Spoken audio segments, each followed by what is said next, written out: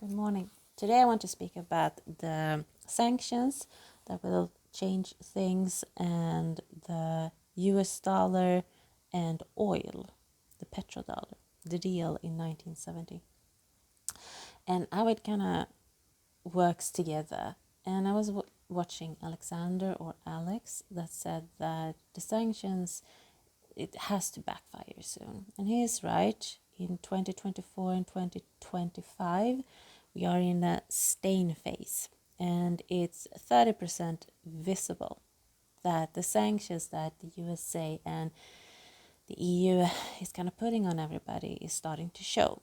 EU is struggling with high energy price and inflation.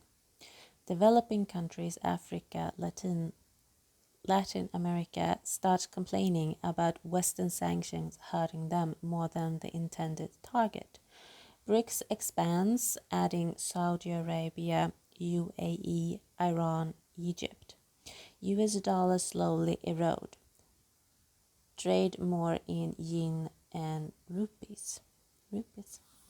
So we already feel that we are in it right now. From next year, if the sanctions keep going like they are, if they're going to add a 20 and a 21st, and the USA is kind of keeping up, it will be 60% visible in 26 and 27.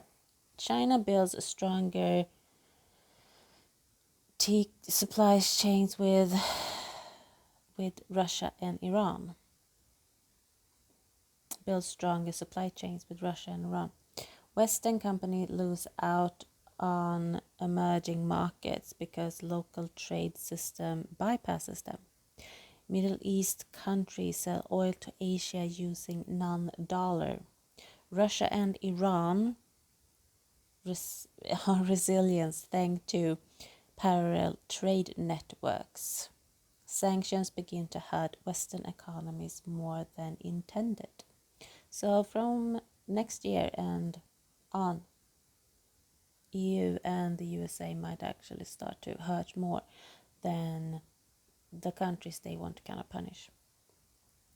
28 and to 30 is going to be 90% visible. So the West might need to lift sanctions because it's hurting them more than they hurt anybody else.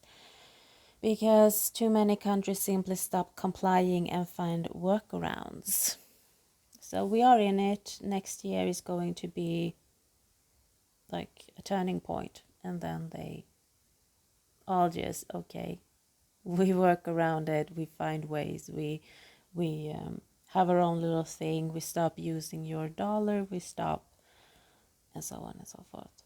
And this kind of tied into the oil and dollar. I said, was it yesterday or day before that Russia might go and deal with Africa, like make oil deals with Africa. And I was just, yeah, so long as they don't use the dollar or another currency. And obviously that can be very naive to say so because I don't have an education in this. So I don't know all the blockages there is out there. Because if you're educated in this, then you say, yeah, but everything is kind of tied to the dollar, so you can't, or something.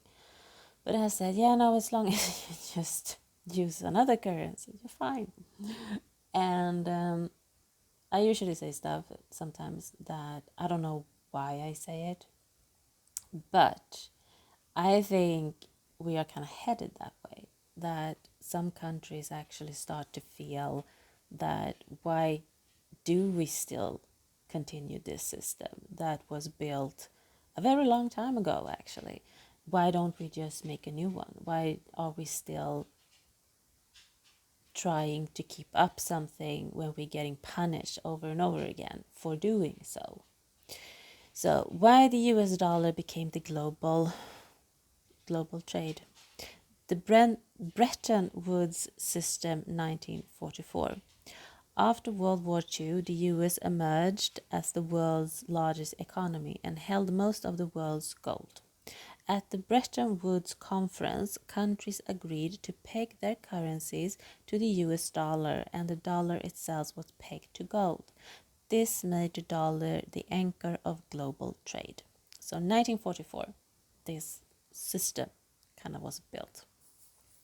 The petrodollar deal in 1970s. In the early 1970s, when the US left the gold standard, Washington made a deal with Saudi Arabia.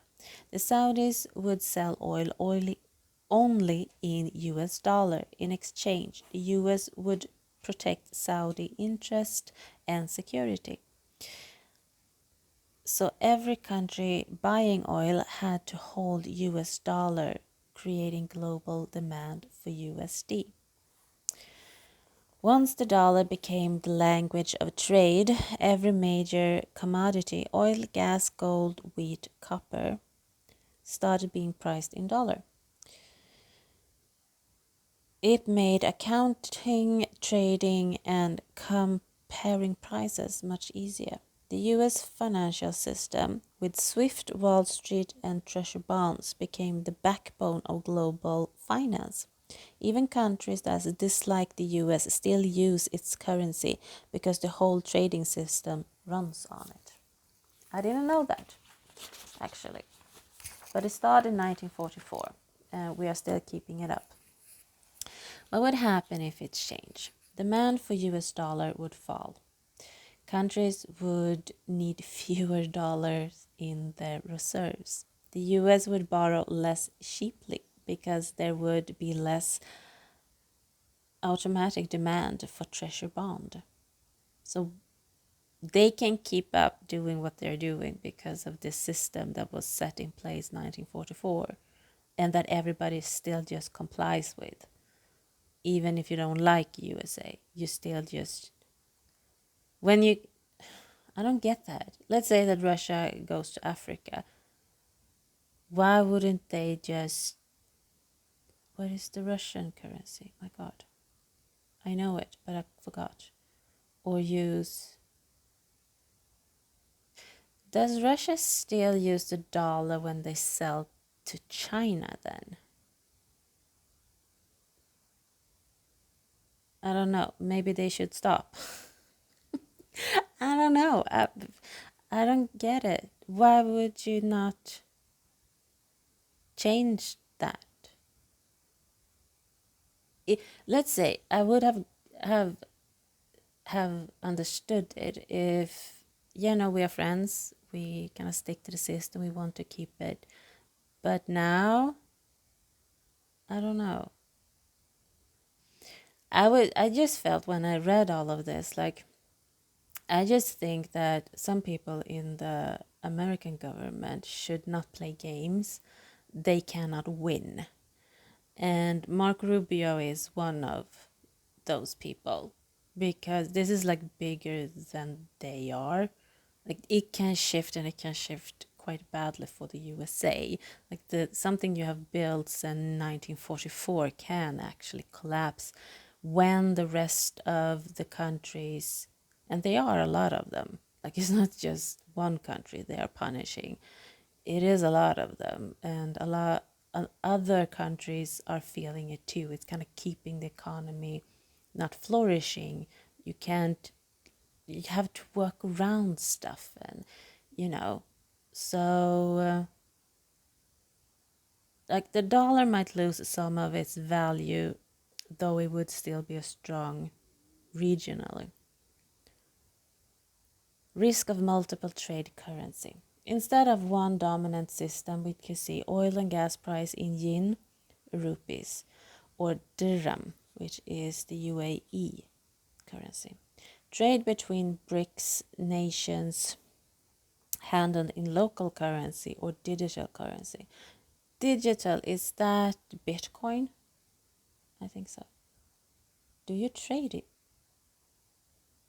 oil with Bitcoin today? I don't know, maybe you do. A multi-currency world, more complex but less US-centric. Global financial power would shift. The US would lose its exorbitant privilege the ability to print money cheaply to finance debt. So they would be in quite a pickle. As I said, don't play games you can't win, USA. Emerging powers, especially China, would gain influence if their currency became widely used for commodities. So if they start using the yin, I hope I pronounced that correct, then China would gain more power. We know that I'm not the biggest fan of China, and I feel like that sounds dangerous, but at the same time, maybe humbling the USA might not be such a bad idea, especially with the latest stunt they did. Sanction would be less effective since countries would bypass the dollar system. Yeah, but they are already doing that. Like if the USA and EU keep doing this, then you are forbidding to use their system. So you have to create your own system if you want to function out there in the world. And if you create a system that works or even works better, then like you can bypass it. That's how the world works. But then potential instability at first. If countries suddenly dumped US dollar assets, market could become chaotic. Oil prices might fluctuate as products switch to new currency. But eventually trade would rebalance around regional centers, Asia using yuan, and so on. If the petrodollar system weakens over the next 5 to 10 years, we likely see a slow power shift. Not a sudden collapse, but it would redefine who controls global money and trade. This is actually a big deal. So the games that is being played, it's kind of shifting towards it. I didn't know that. I just heard that sanctions from Alex, that the sanctions have to backfire at some point, and they already have backfired, and they're going from next year to hurt us more than they hurt everybody else. So my stance is still learn to talk, learn to use your diplomatic education as you have been given, which they don't. They just speak about punishment constantly over and over again, and learn to actually deal with troubles that are out there in the world.